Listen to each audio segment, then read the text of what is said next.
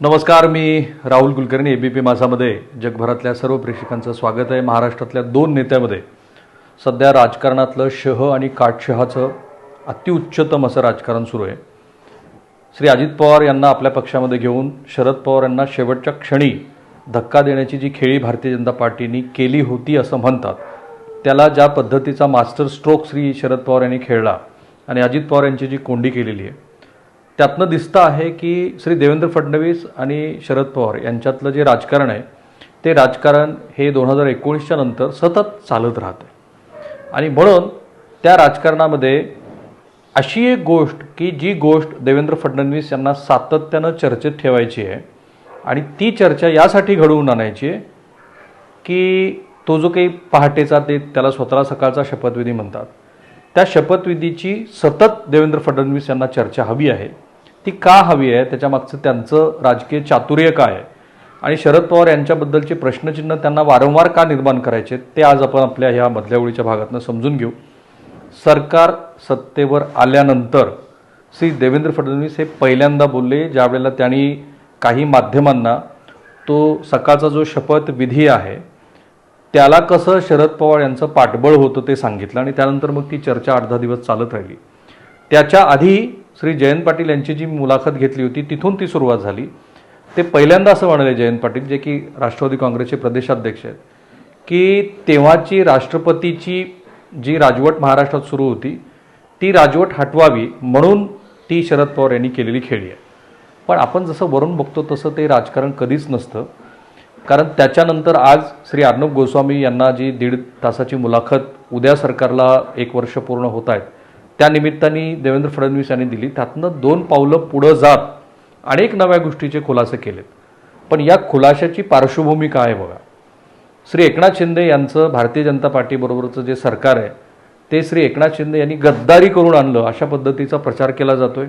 त्याचे निगेटिव्ह रिपरकेशन्स सोसायटीमध्ये आहेत आणि म्हणून ते कमी करण्याच्या प्रयत्नाचा भाग सध्या आपल्याला दिसतोय. आणि त्याच्यासाठीचा वापर जो केला जातो आहे तो 1978 सालचा शरद पवार यांनी जो पुलोदचा प्रयोग केला तो अलीकडच्या काळामध्ये, कारण शरद पवार यांनी वसंतदादाचं जे सरकार पाडलं ते सरकार पाडण्यासाठी यशवंतराव चव्हाण यांचाच पाठिंबा होता आणि नाशिकराव तिरपुडे यांच्या त्रासाला वसंतदादा स्वतःच वैतागलेले होते आणि म्हणून त्यांनी चक्क आपलं मुख्यमंत्रीपद सॅक्रिफाईस करायला सांगितलं.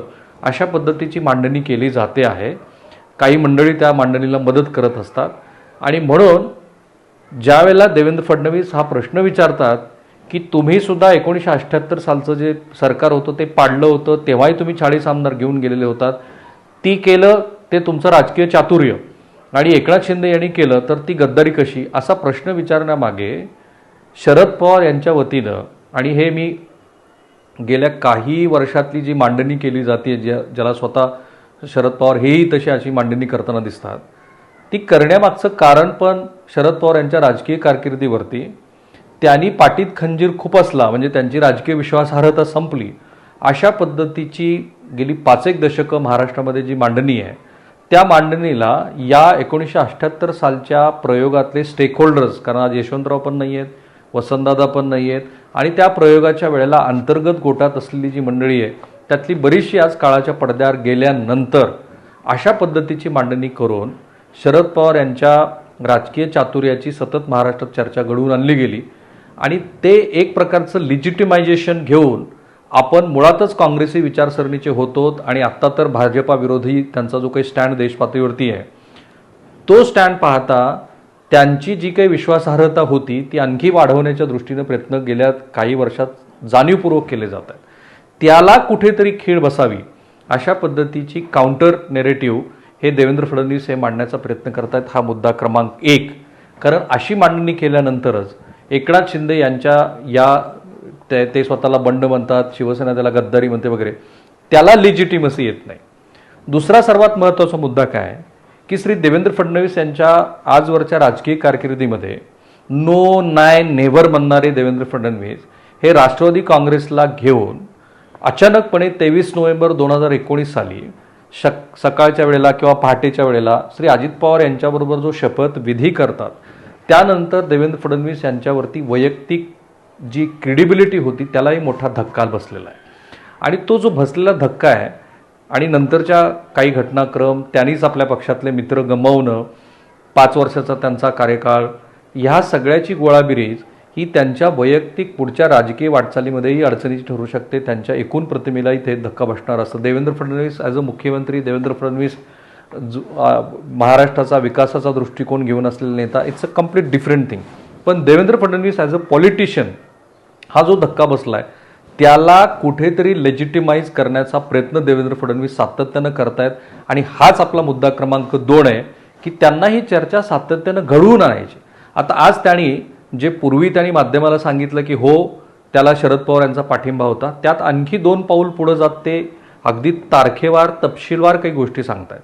ते म्हणतायत की श्री शरद पवार यांच्याबरोबर भारतीय जनता पार्टीच्या नेत्यांची आधी बैठक झाली. केव्हा? जेव्हा राष्ट्रवादी काँग्रेसमधूनच त्यांना प्रस्ताव आला की तुम्ही आमच्याबरोबर येऊन सत्ता करा, कारण आम्हाला स्टेबल गव्हर्नमेंट द्यायचं आहे. आता तेव्हाही ती चर्चा होती. पण एकीकडे श्री उद्धव ठाकरे यांच्याबरोबर राष्ट्रवादी काँग्रेसची चर्चा सुरू असताना भारतीय जनता पार्टीबरोबर राष्ट्रवादीमधूनच प्रस्ताव आला. एवढा प्रस्ताव आला की उपमुख्यमंत्री अजित पवार आणि मुख्यमंत्री देवेंद्र फडणवीस हेच सर्व निर्णय घेतील, मंत्री कसे असावेत वगैरे ह्याबद्दलचं सगळं ठरवतील. आणि मग त्यानंतर म्हणजे त्यांचं हे वाक्य आहे की ऐसे ही सुबह हम उठे और शपथ लेने के लिए गए, ऐसा नहीं हुआ. आणि 4 दिवस आधी हे सगळं ठरल्यानंतर श्री शरद पवार हे बॅक ऑफ करतात आणि बॅक ऑफ करून ते श्री अजित पवार यांना एकटं सोडून देतात. म्हणजे राजकीय चातुर्य देवेंद्र फडणवीस यांचं एवढं आहे की स्वतःला लेजिटिमाइज करत असताना श्री अजित पवार यांना सुद्धा शरद पवार यांनी कसं एकटं सोडून दिलं. आणि आठवा की आत्ता राष्ट्रवादी काँग्रेसमध्ये जे काही सुरू आहे त्यातनं हा योगायोग नाही आहे की जाहीरपणे अजित पवार यांनी आपल्याला प्रदेशाध्यक्ष व्हायचा आहे अशी मनीषा व्यक्त करणं. हे योगायोग नाही आहे की नंतर श्री छगन भुजबळ यांनी राष्ट्रवादी काँग्रेसमध्ये ओबीसींना अधिक स्थान द्यावं असं म्हणणं. हा योगायोग नाही आहे की श्री शरद पवार यांनी अजित पवार यांच्या भूमिकेबद्दल वेळ आहे पण आमचे सगळे वरिष्ठ नेते एकत्रित बसून निर्णय घेतील असं सांगणं. हा योगायोग नाही आहे की अजित पवार यांच्याऐवजी सुप्रिया सुळे यांचं जे इलेव्हेशन दिसतं आहे तो सक्सेशन प्लॅन आहे अशा पद्धतीची चर्चा असणं. अशा वेळेला श्री अजित पवार यांचं सुद्धा त्यावेळेचं जे शपथ घेणं आहे त्याच्या मागे स्वतः शरद पवार होते हे सांगणं हे पुन्हा एक त्यांचं राजकीय चातुर्य आहे. कारण त्यातनं ते स्वतःलाच लेजिटिमाइज करत नाहीत तर श्री अजित पवार यांनी सुद्धा घेतलेली जी भूमिका आहे ती भूमिका ही शरद पवार यांच्या सांगण्यावरती घेतलेली होती असं ते सूचित करतायत. म्हणजे सगळ्यांच्या दृष्टीनं ज्या गोष्टी त्यावेळेला केल्या गेल्या त्या कुणाच्या पाठिंब्यानं होतं असं ते सुचवणं आहे.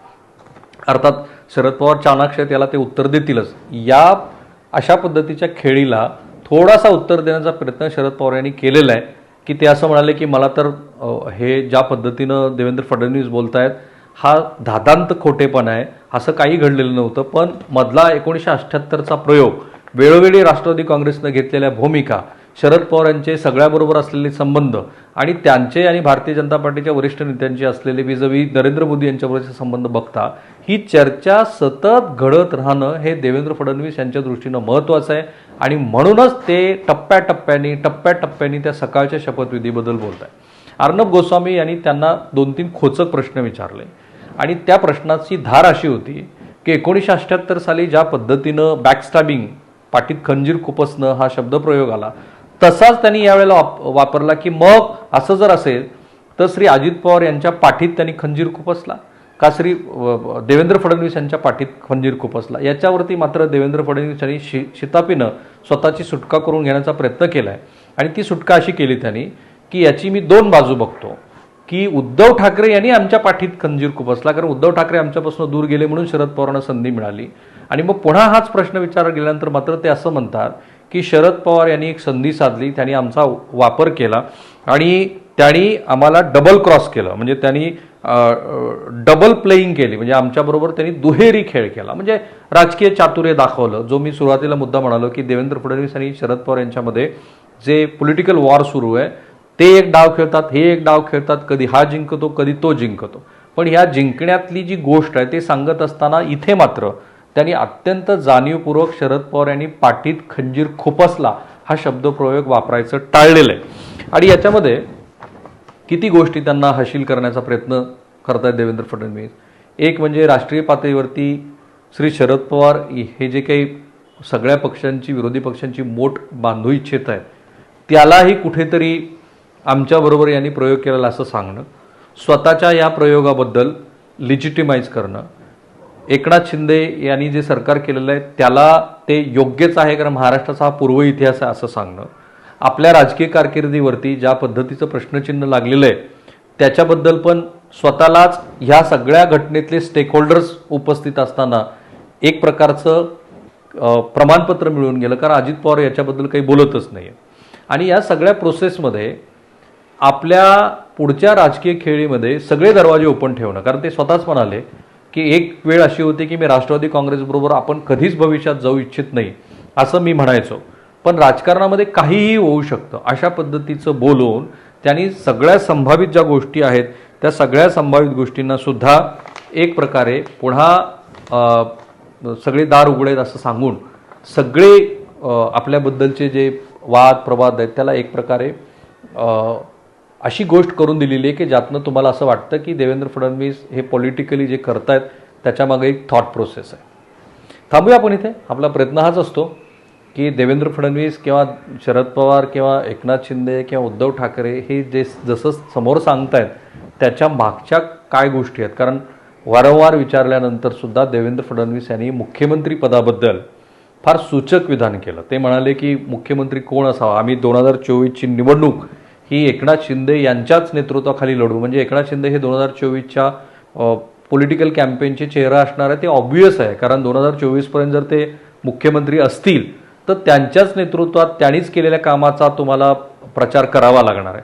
पण प्रत्यक्ष निवडणूक झाल्यानंतर काय होईल याबद्दल मात्र ते म्हणाले की याबद्दलचा जो निर्णय आहे तो आमची पार्लमेंटरी बोर्ड घेत असतं आणि ते त्यावेळेला ठरेल. म्हणजे पुन्हा वाईड ओपन. आणि दुसरा जो भाग आहे की ती जी काही जाहिरात आलेली होती त्या प्रश्नाला उत्तर देताना त्यांनी पुन्हा एक मुद्दा सांगितला आहे की ती जाहिरात आली कुछ कम दिमाग के लोग होते हैं, आणि ती जाहिरात आल्यानंतर मात्र एकनाथ शिंदे यांनी देवेंद्र फडणवीस यांना फोन करून सांगितलं की हे जे काही झालेलं आहे त्याला काही माझा पाठिंबा नाही आहे किंवा आम्ही काही ती जाहिरात दिलेली नाही आहे. म्हणजे त्या दिवशी एकनाथ शिंदे यांनी फोन केल्यानंतर सुद्धा देवेंद्र फडणवीस हे 2 दिवस कुठल्याही सार्वजनिक कार्यक्रमामध्ये दिसले नाहीत. म्हणजे त्यांची नाराजी त्यांनी कायम ठेवली आणि एकनाथ शिंदेनी आपल्याला त्या दिवशी फोन करून आमचं चुकलंय असं सांगितलं. हे एवढं राजकीय चातुर्य देवेंद्र फडणवीस वारंवार दाखवत आहेत. आपल्याला प्रतीक्षा आहे की आता राष्ट्रवादी काँग्रेसकडनं या पद्धतीच्या राजकीय डावाला जो सतत ते घडवून आणतात त्याला प्रत्युत्तर कसं दिसतं, कारण आपल्याला राष्ट्रवादी काँग्रेसमध्ये काय घडतंय याबद्दल फार बारकाईनं बघावं लागणार आहे, कारण महाविकास आघाडीचा जो काही प्रयोग आहे त्याची यशस्वीता राष्ट्रवादी काँग्रेसमधल्या राजकीय घडामोडीवरती अवलंबून आहे. थांबूया आपण इथे. आमचा हा जो प्रयत्न आहे मधल्या वेळीचा तो तुम्हाला आवडतोय असं दिसतंच आहे. अत्यंत तटस्थपणे घडत असलेल्या सगळ्या घटनेचं आम्ही विश्लेषण करतो. काही मुद्दे राहू शकतात, काही गोष्टी अशा असतात की तुम्हाला त्या क्षणापर्यंत तरी कळलेल्या नसतात. मी आणि ABP माझा सर्व सोशल मीडिया प्लॅटफॉर्मवरती आहोत. आम्हाला फॉलो करायला लागा. तुमच्या तिथं महत्त्वाच्या ज्या कमेंट्स असतात त्याची आम्ही नोंद घेत असतो. थांबूया. ABP माझा, उघडा डोळे बघा नीट.